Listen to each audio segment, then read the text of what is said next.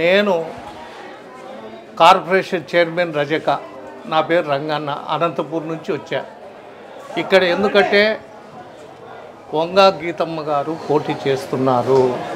మా పార్టీలో మంచి పేరు ప్రఖ్యాత కలిగిన మహిళా తల్లి. ఆమెకు ఎలా ఉంది, బీసీలు ఎలా ఉండారు, ఎస్సీలు ఎలా ఉండారు, ఎస్టీలు ఎలా ఉండారు, మైనార్టీలు ఎలా ఉండారని తెలుసుకోవాలనే ఉద్దేశంతో నిన్న వచ్చిన ఈ ప్రాంతం అంతా, ఈ ఊరంతా తిరిగా. జనములో వంగా గీత గారి మీద, జగన్మోహన్ రెడ్డి గారి మీద అపారమైన నమ్మకం ఉంది. ఎందుకంటే జగనన్న అన్ని పథకాలు మాకు అందించినాడు. కరోనా టైంలో మంచి పరిపాలన అందించాడు. అటువంటి వ్యక్తిని పోగొట్టుకోకూడదనేటువంటి ఉద్దేశం జనంలో అయితే ఉంది. సినిమా యాక్టరు కాపు పేరు చెప్పుకుంటున్నాడు. ఒక పార్టీ నాయకుడు కులం పేరు చెప్పకూడదు. నేను కాపును, ఈ ఊళ్ళో కాపులు ఉంటారు అనేది చాలా తప్పు. అన్ని కులాలు మతాలు సమానంగా చూసిన వాడే నాయకుడు. ఈ రాష్ట్రానికి కులము లేదు, మతము లేదు, అన్ని కులాలను సమానంగా చూసిన వ్యక్తి జగన్మోహన్ రెడ్డి. జగన్మోహన్ రెడ్డి గారిని నోటికి వచ్చినట్టు మాట్లాడేది ఒకటి తెలుసు, కానీ ఈ ప్రజలకు నేను ఇది చేస్తా, ఈ ప్రజలను నేను బాగా తీసుకొస్తా, ఈ ప్రాజెక్టు కడతా, ఈ డెవలప్ చేస్తా, అది ఏదీ లేదు. చంద్రబాబు నాయుడు ఏమి చెప్పితే అది మాట్లాడే దత్తపుత్రుడని నిరూపించుకున్నాడు తప్ప అతను ముఖ్యమంత్రి కావాలని కానీ, కాపుల ఆత్మగౌరవం కాపాడాలని కానీ లేడు. కేవలం కాపులను తాకట్టు పెట్టడానికి. అది చంద్రబాబుకు తాకట్టు పెట్టాలనుకుంటే కాపులు ఒప్పుకుంటారా అండి? ముందే జగన్మోహన్ రెడ్డి గారు పోయిన ఎలక్షన్స్లో మూకుమ్మడిగా కాపులంతా సపోర్ట్ చేశారు. ఏమో మన వాడు వచ్చినాడు కదా అని జనంలో చూశారు.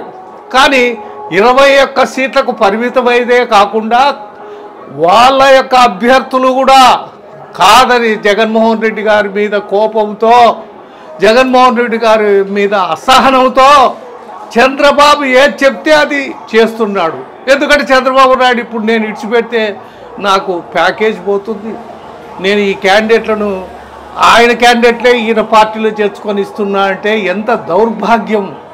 ఈ పార్టీకి కష్టపడినటువంటి వ్యక్తులు, జనసేన పార్టీ పుట్టినప్పటి నుంచి ఉన్న కార్యకర్తలకు సీట్ రాలే. ఎందుకు రాలే? వాళ్ళు ఆల్రెడీ డబ్బులంతా ఖర్చు పెట్టి ఎంతో ముందుకు తీసుకుపోయినారు పార్టీని. కానీ ఇప్పుడు డబ్బున్న వాళ్ళు లాక్కుంటున్నాడు. డబ్బున్న వాళ్ళతో డబ్బు తీసుకొని, అంటే ఇది నమ్మకం లేదు అతనికి. ఇది నాది, నేను గెలుస్తానని కానీ నేను ముందుకు పోతాననేది లేదు. కాబట్టి ఆయన ఈ పన్నాగం పడినాడు. కాబట్టి జనానికి అందరూ ఇంటలెక్చువల్సే. సామాన్య ఓటర్ చాలా ఇంటలెక్చువల్.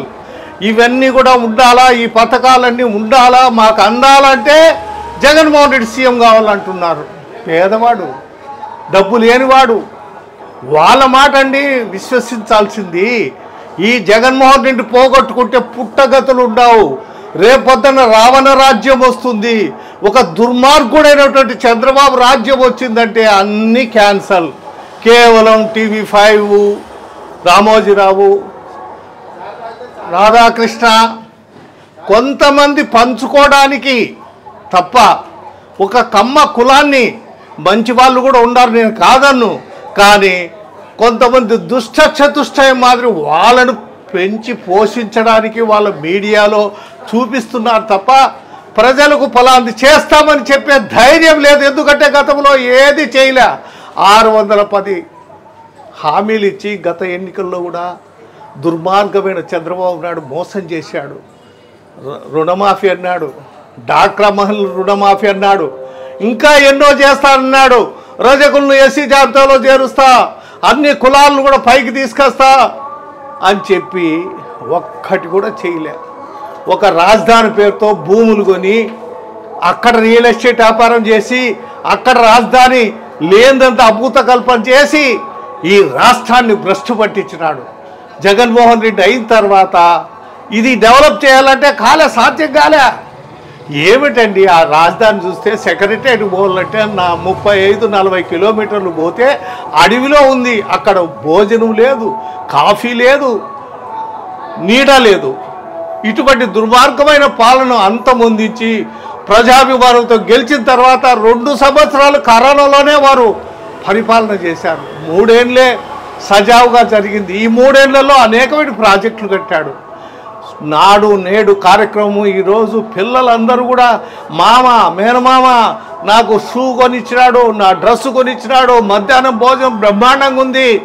ఈ విధమైనటువంటి పాలన అందించిన నాయకుడు లేడు, ఒక్క జగన్మోహన్ రెడ్డి తప్ప అని చెప్పి సామాన్య జనమంతా, ముఖ్యంగా పిల్లలు ఇంగ్లీష్లో మాట్లాడుతున్నారంటే అది జగన్మోహన్ రెడ్డి గారి చలవ, జగన్మోహన్ రెడ్డి గారి యొక్క చలవ, జగన్మోహన్ రెడ్డి గారి యొక్క పరిపాలన దక్షత. పేదవాడిని చూసిన వాడే రాజు. రామరాజ్యం ఎలా ఉందో నాకు తెలియదు, కానీ అటువంటి రాజ్యం తేవాలా. తండ్రిని మించిన తనయుడిగా నేను చనిపోయినా నా ఫోటో ప్రతి ఇంట్లో ఉండాలంటే ఎటువంటి రాజ్యం ఉంటుంది? ముందు ఇంకా నెక్స్ట్ 5 years ఇంకా డెవలప్ చేస్తాడు ఆయన, ఇంకా ముందుకు తీసుకుపోతాడు.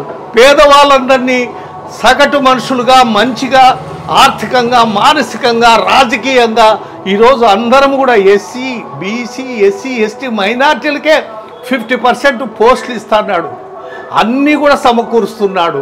చట్టంలో లేకపోయినా ఆయనే చట్టం చేశాడు. ఇవన్నీ కూడా ప్రజలందరూ గుర్తించారు. తప్పకుండా రాబోయే కాలంలో జగన్మోహన్ రెడ్డి మంచి ముఖ్యమంత్రి అవుతాడు.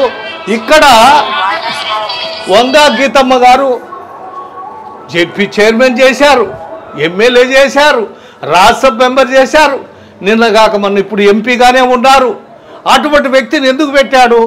పిఠాపురం డెవలప్ చేయాలి. ఈ పిఠాపురాన్ని ఇది కేవలం ఆధ్యాత్మికమైనటువంటి కేంద్రము.